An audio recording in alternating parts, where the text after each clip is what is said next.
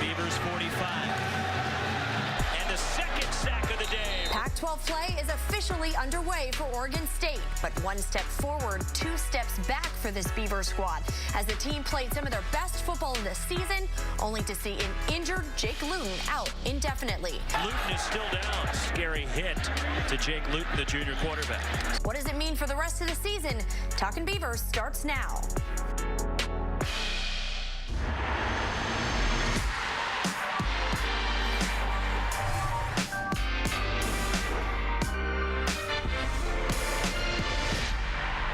The Beavers now enter a bye week before facing two of the toughest teams in the conference. Perfect time to readjust and try to break in a new quarterback. Welcome in to Talkin Beavers, Amanda Maynard, Lindsay Schnell, Evanston Bernard, Jason Jean-Baptiste joining us on a Wednesday. This is exciting. This is going to be good. This is going to be really good. I can feel it. I can feel it. Well, obviously the Beavers lose to a very good Washington State team, but possibly the bigger loss is that of Jake Luton dealing with a thoracic spine injury. We're going to be updating you on his condition later in the show and also talk a little bit about how Daryl Garrettson is going to change this offense moving forward. But let's start with maybe some positive notes that we saw against Washington State. Lindsay gave me a look already because it did feel like we saw some progress. No? Maybe? Yeah. Oh, okay. I have something to say here. I got something to say. As the defensive player out of this unit that we have here, sacks. I was so happy to see them finally register their first sack in game number 4, admittedly, but they got a sack. They got a sack, so I was happy about that. Shamar Smith had a great beginning of the game. He was able to pressure the quarterback, get some pressure on Falk. So I think they did a great job with that. So positive. Absolutely, baby steps. I was the one that said that in our chain email, and these two were we're not at the point of baby steps, so. I thought we looked good. I'm just trying to adopt everyone else. Overall, I don't think we looked great, but I thought, the first quarter we looked good. I think we surprised a lot of people, or they surprised a lot of people. They were running the ball effectively. Defense was creating some havoc a little bit, so I thought, first. I mean, Washington State is good. Like, that's a good team. That's a veteran team. You've got a quarterback who's been there forever, so it's worth pointing that out.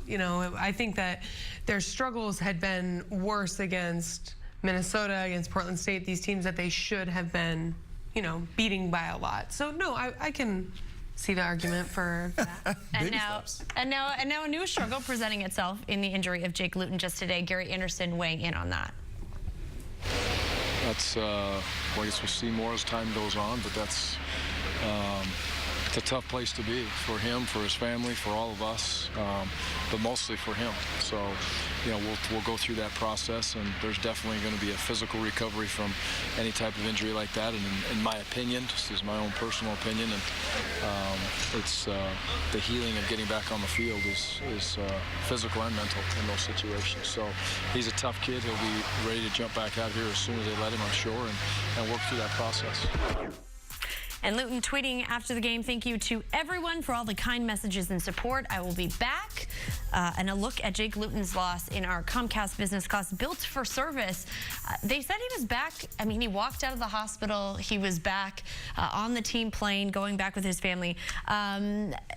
How big of a loss do you feel like this is, though, into the interim? Because it was still early, he was still working things out, but what impact do you think this is going to have? Okay, first of all, I will be shocked if he plays again this season, and I say that partially because it looks, for the most part, like it's a lost year.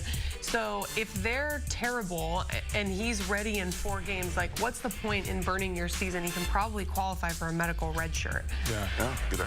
That being said, we talked about this at the beginning of the year, when Garrettson was moved into the backup and McMarion transferred. Like, this is, in the Pac-12, you need 2 quarterbacks typically, and here's why. The good thing is that Garrettson, he's not new. Right. His receivers know him, the line knows him. There's a level of familiarity there. And if there's any time to be, transitioning, it's during a bye week. Yeah, definitely. Has a lot of time to practice. Obviously, like you said, he's familiar with these guys. He knows these guys. The guys know him. They understand the way he's going to throw the ball, the way he kind of reads the defenses, the audibles and stuff like that. So I don't think it's going to be a huge difference. Yeah, I mean, one of the things, like, anytime you go from one quarterback to the other is whether or not, the players that he's playing with trust and respect him. And Garrison has that trust and respect. He's been there, done that. So I think it'll be pretty seamless in transition, but I do think that by losing Luton, they are losing to a certain extent downfield playmaking ability. Absolutely. Because Luton had a bigger arm, was able to push the ball further downfield than Garrison is. Garrison provides more mobility, so they're going to have to probably offensive scheme-wise, play to his, characteristics and the way that he plays. Yeah. Now, I know that Lindsay has been a big Marcus McMaryion fan along the way. Gary Anderson named Jake Luton the starter pretty early, leading a lot of people to believe that he probably knew a while back, and most guys are probably pretty aware. He's doing pretty well at Fresno State. He started in the second half of this weekend's game, 20 of 31, 70% completion, 2 touchdowns, 0 interceptions, and it certainly seems like he might be the starter going forward. Do you think that had he waited to? Do you pretty much feel like Marcus McMaryion knew way before?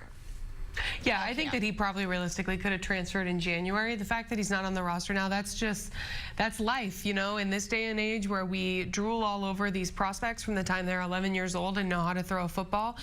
Kids want and expect to be named the starter early on, and when they're not, they want to transfer, and I respect that. You want to play. I don't think it's anyone's fault that he left. There's no point in, oh, what if he were still on the roster? He's not on the roster. He's somewhere else. You got to move forward with Garrettson and the kids behind him. And that kid behind him is Connor Blount. Thoughts on that? He had not playing time last year. Connor Blount's hero is Baker Mayfield, who is a tremendous walk-on quarterback, but I don't anticipate them having a similar career. No. Baker Mayfield is on a different sphere than Connor. But going back to McMaryion, the one thing I will say is that I'm happy for the kid. He ended up transferring, going to another university. He had a good game, so I'm happy that he's in a predicament and in a place that, makes him happy, and he's able to, show his talent, show his skill set. And I'll go back to Coach Anderson, letting him know early on. This gave him a chance to. Yeah, absolutely. You can't steal kids' dream. I think Coach Anderson was respectful. And you can see what kind of guy he is with letting, Marcus know, hey, we're going to go with Luton. Yeah. Because a lot of people would be selfish and want to keep him around. You're right. And have that. Because now, we could use Marcus, right? Absolutely. Well, certainly much more to come on Jake Luton's injury. We're going to discuss just exactly what it means to have a thoracic spine injury, and our analysts' take on the current situation in college football when it comes to safety. Welcome back. Time now to hand out our Wilson Motor Game Balls. And Evanston, we'll start with you. Ryan Nall looked great. Love how he ran the ball. If you see his play right here, the jump cut, that's one thing for me, it was missing from Ryan Nall. Seeing that jump cut, the quickness in the backfield. Obviously, he has to create his holes with, what's going on with the O-line, so I love that. Lindsay, who do you have? How about Luke Falk? What a career against Oregon State that he had. Suffice it to say, he is confident against this secondary. After throwing for 6 touchdowns on Saturday, he is now the career leader for most career touchdown passes against a single opponent, surpassing Colt Brennan and Case Keenum. And Jason with a unique... To me, it was the medical team. The way that they handled a really tough situation with Jake Luton, even bringing down his parents to be with him doing something like that, super scary for everyone involved. They made sure that he didn't move, made sure that everyone was back. It was just awesome. I love the way that they handled that. They did a great job. And obviously, serious injuries always trigger the is football safe topic. We had a chance to catch up with Daryl Garrettson to talk about what he was thinking about when he saw Luton go down. For you, does it flash to your mind, what if that was me? Do you think about those things a lot with football? This is a dangerous, violent game. Yeah, you do, but once you go out there and you start playing, you got to put that aside and just go play and have fun with your boys. And you're looking at a study that came out a couple months ago that was getting a lot of publicity.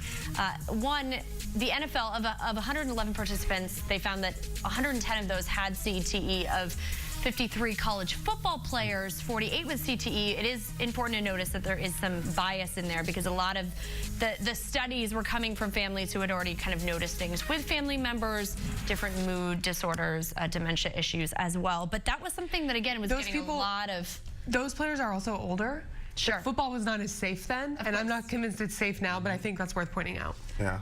The helmet has evolved. Sure, absolutely. Sure. They also, the same Boston University came out with a new study about kids under the age of 12. They said that just the exposure to the repetitive head injuries, it doubles your risk of doubles your risk of behavioral issues, triples your chances of suffering depression later in life. So we don't have children. But you do. So as former players. Edison has a little boy. Yeah. Would you let your want to go kids first? play? I'm letting him play. I know where I stand. I'm letting him play. I Okay. played at a young age. I've never had a concussion ever. Wait, what? Never had a concussion. That was diagnosed. I promise. I never came out the field woozy or anything like that. But yes, I would let my son play. Football is a great game. It teaches not only value, or it doesn't teach you the game, but it also teaches you life values. You know, the team camaraderie, I love that. The work ethic, you know, working together. I love football. I think for my son, you know, I'm definitely going to let him play the game. Okay, I have a question to push back on that, though. Couldn't he learn those things playing basketball? I mean, Troy... Now, how am I going to teach him how to play basketball? I'm 5'9". Yeah, right.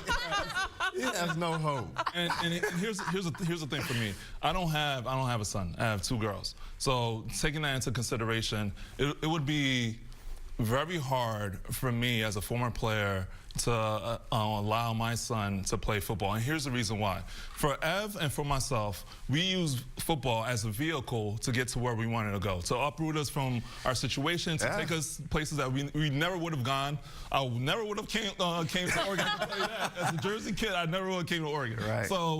So in that way, you know, football served a dual purpose, right? I mean, it served as a purpose of being a sport that we loved and we still love to this day. Getting a scholarship. And also getting a scholarship, you know, financial aspect of it. Now, for our children, they're more privileged than what we were. You know, we had immigrant parents. They didn't have any financial help, really. Right. So they were financially lacking. So for me, and for my daughters, even if I did have a son, I would tell them, listen, I love the game. I love the game, but for me to see what this game could do to you down the road, you know, chances are we're going to have issues, whether it's joint related or whether it's mentally related. Seeing what happened to Jake, I mean, it was hard for me to see that. So I would take that into consideration, take stock with it, and then... Yeah, I agree. I mean, here's the thing, too. The game, I think soccer, you can get hurt.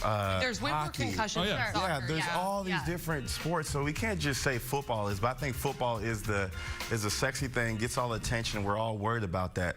Well, you have to be good at football, you have to be violent. Yeah.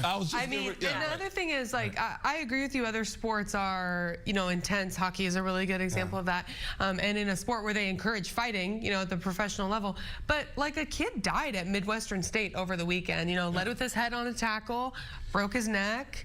And hold on, the safety too. You got to know as a player, don't try to spear guys. I think right? be a kicker. There's learning the ways to protect yourself.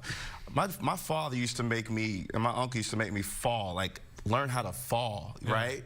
And so there was ways I learned how to protect myself as well, not just going out there flying around spearing people or falling all crazy and not having control of your body. So, you know, some of these injuries are caused by not understanding the game and the safety. Which often happens because kids play too young, too. Yeah. You know. See, and here's the other aspect of it that we haven't even talked about is that in this day and age where sports nutrition, the way that you condition your body, players are bigger, faster, stronger than they've ever been. So yes, you can learn how to fall, but if you have a 300-pound lineman who's running a 4.7 40 coming down on you and hits you, I don't care who you are. I don't care who you are. You're gonna feel it, and you might not feel it that day. You might not feel it, you know, 2 days from then, but eventually you're gonna feel it, and that's the biggest. And that's one of the bigger things for me too. Is that, you know, we're still very young. Now I'm a young guy. I'm still a young guy. You know, young and dapper. But I know, you know, especially with the information that we just saw, that there's going to be a point in time where things are going to get maybe a little bit fuzzier than they would have gotten had I not played. I might forget certain things that I shouldn't be forgetting, or I wouldn't have forgotten during that point in time. So, and I acknowledge it and I accept it because I realized what it did for me. I love football, but. You know, another thing, I talked about this with Ronnie Harris, a cornerback at Stanford a couple years ago, who's studying to be a doctor. I was like, why would you play football? Like, you know how dangerous it is. And he said, you know, firefighting is dangerous. Like, there are people that put themselves in danger every single day for other people. And he said that's what you think about in football. Like, I'm going to put my body on the line for my teammates, for this brotherhood. So I can appreciate that. Yeah. Legend Bernard, you're playing football. No choice. You have no chance at basketball. And I also appreciate that you said just having dreads helped a little bit too. It did. I'm telling you, I think I'm crazy when I say that. Extra cushion. Right, exactly. All right, well, plenty of time to heal up during the bye week for the Beavers, but they also have to break in Daryl Garrettson behind center. What changes with the offense? And positive steps forward for the defense as they notch their first sack of the year. Our analysts take on their performance coming up next. Luke Falk, always up for the challenge against the Beavers, and he has posted some big numbers over the years. As Lindsay mentioned, he has thrown a record 22 touchdown passes against the Beavers. That is the most in the FBS since 2000 for career touchdown passes versus a single opponent. No, I mean, he is really good. He's like a dark horse Heisman candidate. But they started 3 new players in the secondary: Austin Hudson, David Morris, Sean Wilson. I had to look down because I wasn't even sure who they were. The trio were the top 3 in tackles this week against obviously that high-flying offense. How did you feel like they played? Because it seems like it wasn't too bad. I mean, their numbers are good. Freshman, right? Look, I said it last week. The David Morris kid, to me, is a player. I like the way that he plays the game. He flies around the football field. You know, I think he had a great game again against Wazoo. I mean, Wazoo's offense is a type of offense where they throw the ball so often that it's hard for you not to have a lot of tackles. Right. So if they weren't the 3 leading tacklers, I was like, where are they? Right? He did tackle That's so a great point. That's a great point. So I wouldn't really, concentrate too much on the stats for the. So I don't know, especially if you're trying to break in some kids like that. I mean, that's probably a good game to do it, right? Yeah, that looks good for the future. Austin Hudson looked good to me. Played well, and obviously David Morris played again. Had that crucial drop. Interception. Yeah. It's all good. He was back there. I think this is, and we're going to talk about this more later, but this is kind of what it is going forward. You got to get some new blood in there. You're going to see how can they adjust, how do they do.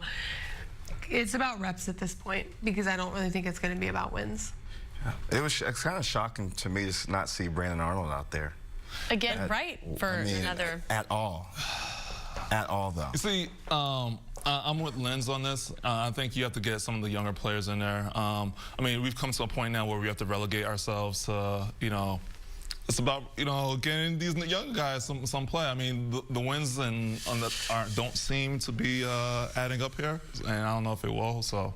Speaking of looking at the little things, the defense, 3 sacks this game, 0 the previous 3 games. That's our Les Schwab quick fix. And I thought, aside from just sacks, I just thought they definitely seemed to be getting to Falk more than they had other quarterbacks. What were you seeing that was just different there? Well, they were doing a better job of, getting pressure off the edge. In this particular take right here, you see Shamar Smith going around the offensive tackle, and again, this sack right here where he's ripping across them.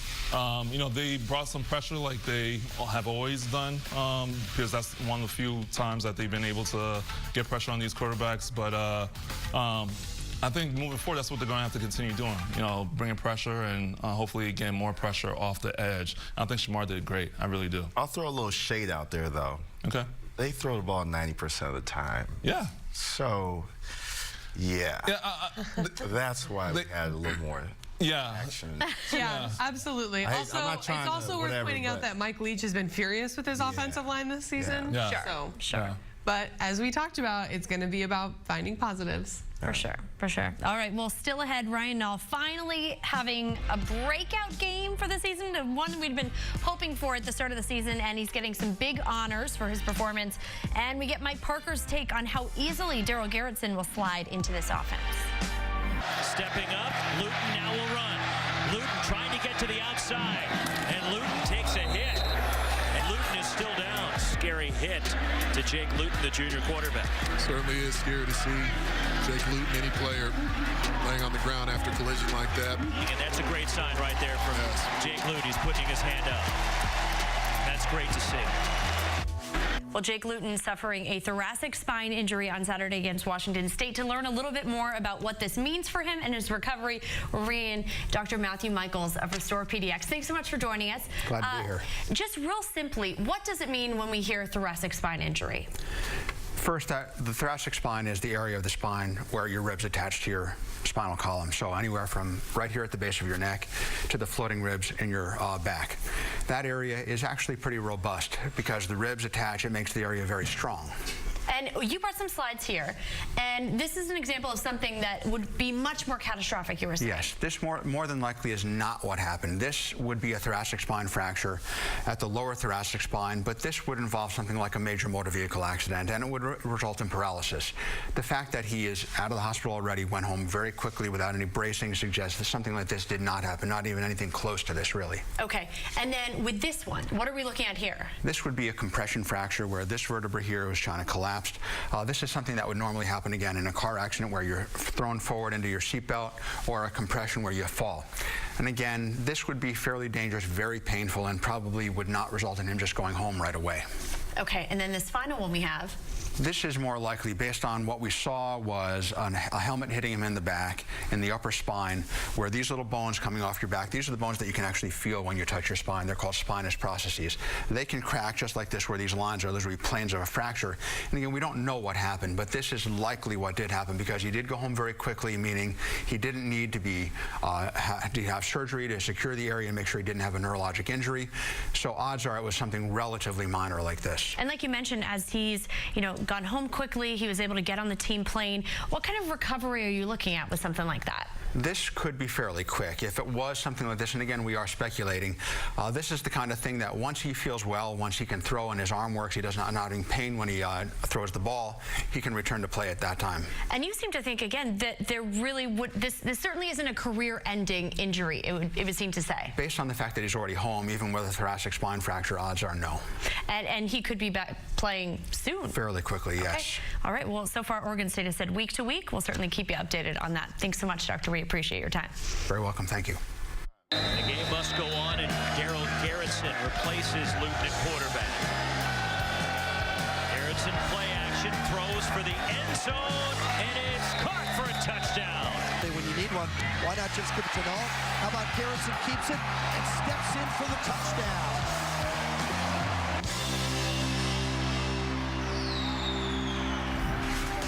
The Beavers now look to Daryl Garrettson to lead the offense. Garrettson started the first 6 games last season, but never really hit his stride before his season ended with an ankle injury. Time now for our Toyota Portland on Broadway tune-up. We're welcoming in Mike Parker from Corvallis. So, Mike, how confident are you in Garrettson's ability to slide in there? Because it seems like he looked pretty comfortable out there on Saturday. The opportunities he's had have been limited this year. Jake Luton's handled most of the snaps, and we're grateful first and foremost that there may be a chance for him to handle more later after that frightening moment up on the Palouse this past weekend. But Daryl Garrettson, when he's come into games, has done some good things this year. You're right about last year, Amanda. He didn't really hit his stride and got hurt, but he did throw 3 touchdowns in his debut last year, and he led a great win against California with rushing the ball well, throwing the ball when he needed to effectively in that win over California. And this year when he's come in, he's made some good throws against Washington State last weekend, in fact.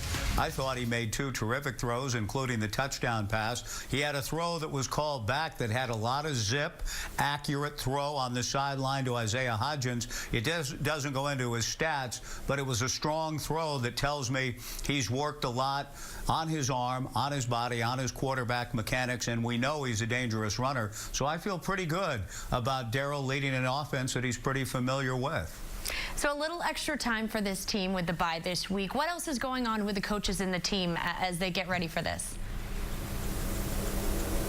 A very important week. In fact, the way the schedule sets up this year, Amanda, is actually good for the future of the program. I know George Allen, the late great, would say the future is now, and bless George Allen, he's right. The Beavers are still working to try to win games this year. But as far as what Gary and his staff are doing, this week allows them to get out. There'll be a lot of junior college games, a lot of games throughout the country this week with a bye week. Another bye week will afford the same kind of thing. A Thursday game will give them a chance to get out on a Friday here soon. So it's a very important week for the Beavers' future, and they're going to take advantage of these recruiting opportunities.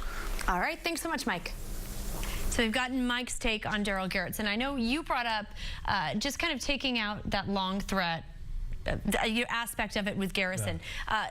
Obviously, we've seen him be a little bit more mobile than Jake Luton. What do you anticipate the offense changing much under Garrettson? Because I know Kevin McGivern has said he doesn't really, it's not going to happen. No, I don't think so, because he already knows the offense. Like, that's huge. He knows the playbook, and he and I talked about this a little bit this week. I was asking him, you know, what is his role as the number one? And he said, you know, the biggest thing is I've got to make sure the backups are prepared now.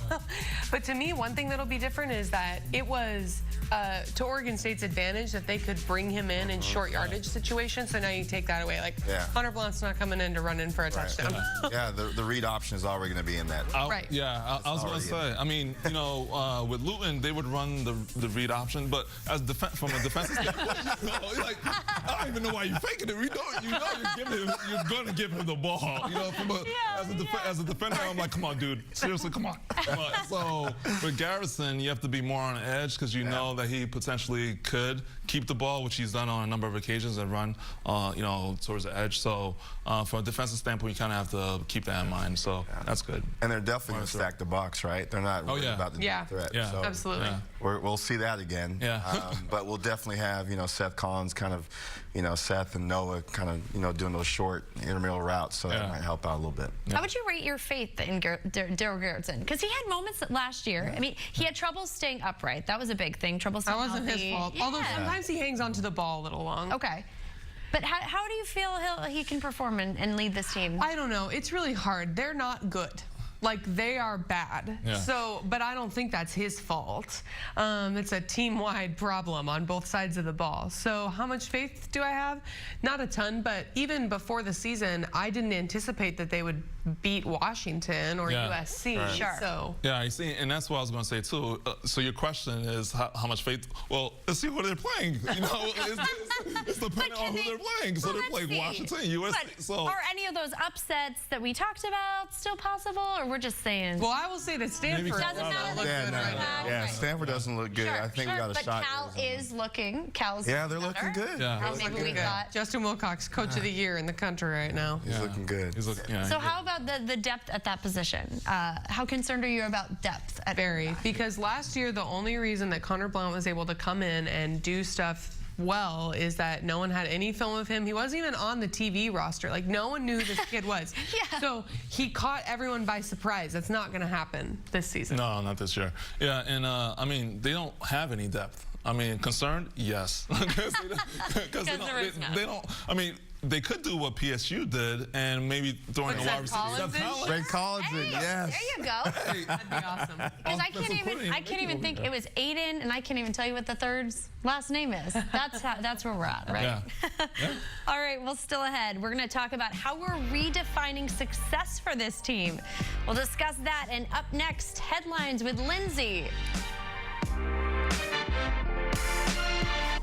It's time now for our standard TV and appliance headlines with our veteran reporter of USA Today, Lindsay Schnell. And a couple of these not about football, but the first one is, and it is good news, right? It is. I think this is going to be a season, Amanda, where we have to search for some positives. But there was some good news out of the weekend, despite the loss to Washington State, despite the loss of quarterback Jake Luton for the foreseeable future. Ryan Nall, a breakout game, goes for 118 yards. Kind of been waiting for that. And then was named to Pro Football Focus's Pac-12 Team of the Week. Now, Pro Football Focus, one of the most esteemed, prestigious, respected websites out there that does a lot with seeing how guys are going to be as NFL prospects. They're more concerned about that, about how their numbers translate, how a guy's body can translate to the NFL. So good for Nall to be getting that type of recognition. This is definitely something NFL scouts see, talk about, and the bottom line is the guys at Pro Football Focus know what they're doing, and big for Nall. They're going to continue to use Nall and Artavius Pierce, you know, as kind of a 1-2 punch, but good for Nall to get more and more yards under his belt. All right, the second one, we're turning to a little baseball news. It is always time for baseball news. If you live in Corvallis, of course, the Beavers, obviously one of the best programs in the country, and honored this week by, now it's the state of Oregon Sports Hall of Fame. The 2006 and 2007 national championships teams were inducted. We see them there. They look a little different. I'm always shocked at how much hair like Pat Casey has when he doesn't have his baseball cap on. Now, this is not the school's Hall of Fame. That's different. But of course, who is that right there? That is Central Catholic grad Kevin Gunderson. Came in closer for the Beavers. And if this is the final out, that's Tyler Graham that's about to catch it. And it is. If Mike Parker were here, he would tell you that his call was, Graham is there, and then he starts to cry, I think.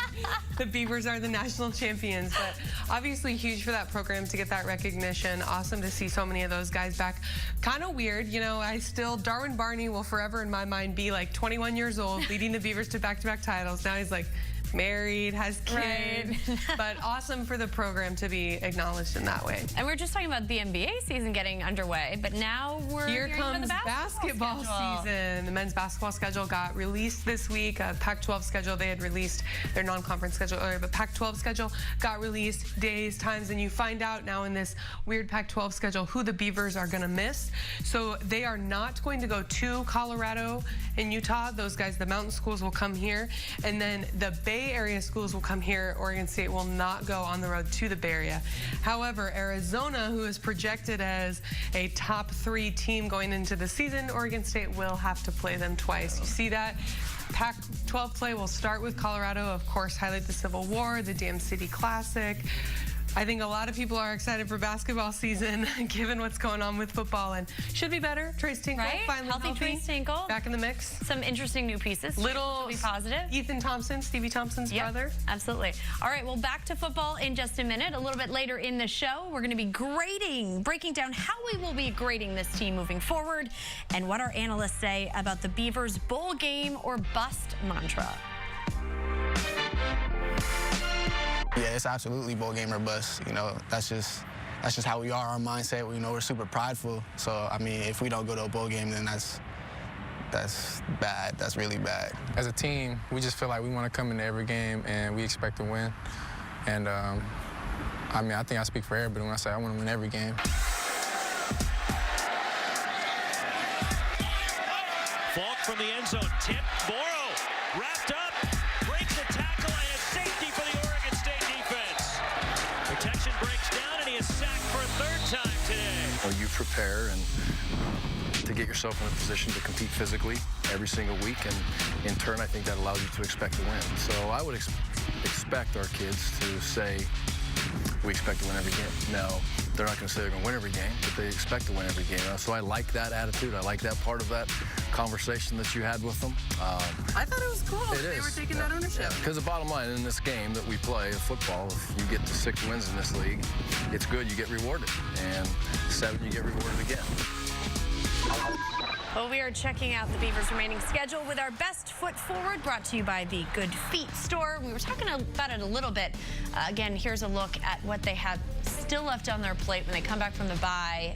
Washington, then at USC, Colorado, Stanford, at Cal, at Arizona. All right, guys, what do we think about this next stretch for them as we are a 1/3 of the way through the season?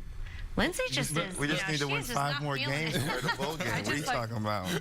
We still got a chance. To me, the biggest thing is in this break that they have, so they're going to practice Thursday morning, and then they're going to be off. They're going to be off all the rest of the day Thursday, although school started this week, and then off Friday and Saturday. They come back Sunday. Where are they mentally right now? Are they broken? Because this team is so much worse than anyone anticipated. No one thought it was going to be like this. And you guys played, you know that when you start to lose games you shouldn't be losing, you can get into a really bad headspace. Yeah, I mean, you get into a funk, right? I mean, you have to, and I've never experienced anything like what they're going through, so I can't speak to that. I didn't deal with that. I'll just leave it at that. But you get into a funk, you need some positivity to happen, whether it's, you know, being close at the end of the game, meaning like, you know, down, touchdown, having an opportunity to win against a good team, which they still have not yet done. Something to, you know, to carry over, and they don't have anything to carry over from except for losses and defeats and all that. So it's tough. It's really tough. I think there's hope there. You know, my 2006 season, you know, we started 2-4 and we, you know, won the rest of the games and went to the Sun Bowl and won that game, that bowl game. So there's still hope. And I think for them too, I remember going into, you know, the beginning of school, and if you lost, right, that week, you went on campus and you felt so bad. You really walking around campus with your head down. Yeah. So I think for them, you know, realizing that when they go to school, they're going to be like, man, like, hey, this sucks. Maybe have some more pride. More pride. I think that it is worth pointing out that in 2006, the Pac-12 was a lot worse than it is now. Like we've talked about this, the Pac-12 North might be the single toughest division in college football. So how do you get in that headspace? I mean, you brought up just being close in games. I mean, what do you feel like it takes to turn around from being at a low point like they are now? The coaching staff. The coaching staff sets the tone. Yeah, it has to be upbeat, right? You go into practice and you kind of have to forget about, you know, what happened the week before or whatever. But just the coaching staff, the spirits are up. You know, those guys keep coaching. Yeah, keep coaching. You know, even if you're getting blown out, you know, and this can be when Scott Rueck was coaching at George Fox. I was at a game one time with my dad, and they're winning by like 40 points, which always happened when he was at Fox. And he has all these freshmen in, right? Like, who cares? Like, maybe they lose, maybe they win by 30 instead of 40. Scott's calling times out, drawing stuff up because he's still coaching people. If you're getting smoked in a game, they still got to coach you. All right. Even though it's a bye week, Evanston is getting you ready at the OSU Beaver store for the following week.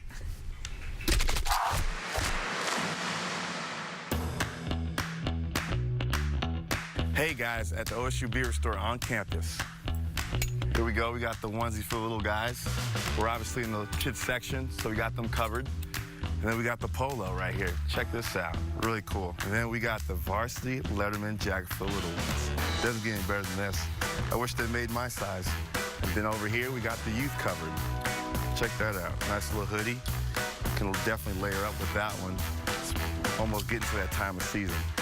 And then we got the dry fit look right here for the little ones. Stop in at the OSU Beaver store. Fans start here. Plenty of Oregon State football coverage for you every week this fall. Talkin Beavers, of course, airs Wednesdays at 7. Then Beavers Inside the Huddle featuring Gary Anderson is on Thursday nights at 10 p.m. And usually Go Beavs Friday nights at 9. But, of course, this is the bye week. So we'll be taking a little rest, you know, as the Beavers do. So we've talked a little bit about what this team needs to do going forward. But how are you going to redefine success for this team? Because maybe the bowl game probably not coming in a win-loss record. Yes, now what we're looking for. So Evanston, I'm going to start with you. How are you grading the rest of the season? Yeah, for me, it's just the way they go out there and compete. You know, I just want to see them compete. I don't, you know, the one-on-one battles, right? You want to see those one-on-one battles won. And then, you know, just the way that the team carries itself, you know, throughout the season, you know, being respectful and, you know, not getting the dumb 15-yard penalties, right, when they're down, That's right? a great point. Let's not be, you know, this might be dumb. And so carrying themselves well, seeing, you know, the coaching staff continue to coach. It was great to see fire from Coach Anderson last game. I mean, it was great to see him just so fired up and just I thought he made a great point when someone said, you know, why is Luton still in? He said, because the offense is not good and we need reps. And that's really true. And so that's good. I don't think anyone's going to throw the towel in. They're not giving up yet. No. All right, Lindsay, what are you going to be looking for? Okay, so even though no one's throwing the towel in, I do think that it's probably logical that this is a lost season. So there comes a point where you're kind of playing for next year. So to me, it's going to be about all the young kids that are playing, the redshirt freshmen and the sophomores. What are their numbers? Are they improving week to week? Are they going to be in a position where they can contribute next year? In 2011, when the Beavers went 3-9, a big part of that was that they got They had a lot of injuries. They had to play a lot of young kids. But it paid off the next year because they had experience. You see that with the Ducks down in Eugene this season. You know, Willie Taggart didn't like suddenly get a lot more talent, just everyone's healthy. So even though Oregon State's not in that position where they're suffering injury-wise, guys that are getting experience now, it will pay off. Just like we're anticipating that it will with the basketball team this season after last year. Well, and that's just what we're kind of talking about with the secondary, is that, again, you have a guy like David Morris. Again, that's going to pay dividends down the road. All right, Jason, what are you going to be looking for? I'm going to take a little bit of... I think Jason's the most competitive person on this. His emails are the angriest when we talk about the game. I'm just like, you know, for me, you know, it's how competitive that they are. You know, so in their losses, check this out, in their losses, 58-27, 48-14, 52-23. In any of those losses, are they even remotely close by the end of the fourth quarter? Quarter and a half. I mean, you know, so to me, they have to be competitive. Like, yes, they should play freshmen and sophomores and get them in the game. True. Yes, how they approach the game, yes, but be competitive. You know, the fan base wants to see you competitive. Like, you know, it's so hard being a Beaver fan right now because none of these games are games. I mean, there are some, you know, people are able to leave at halftime, early third quarter, you know, because the game is out of hand.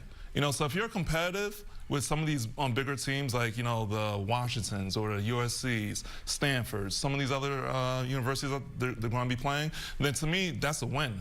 You know, I'm happy about that. If you lose by like 3 points against Washington. Okay, here's the thing. Washington and USC could both go to the playoff. I'm not sure that it's realistic that they keep it close with them. Stanford looks beatable. What's going to happen with the Ducks in the Civil War? That's a game that's all about pride. So I think that there are enough teams, you know, that are like in the middle of the pack, but if they lose by 30 at Washington, I'm not holding that against them. And you want to see improvement in the second half too, right? Okay. Yes. Okay. Right. You want to see that. Okay. Here's my problem with that statement is that Washington is not going to be playing all their starters until the end of the fourth quarter. They're going to be playing their second and third stringers. So if they lose by 30, stringers are pretty good.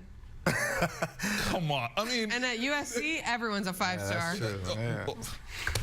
I can't That's a great point. That's true because at Oregon State, we've always been not very deep, right? You know, when you get past 2, we might be. Hey, stars playing till the end of the fourth quarter. All right. Well, thanks so much for joining us tonight. Make sure to check out Inside the Huddle featuring Gary Anderson tomorrow night at 10 p.m. Have a great night.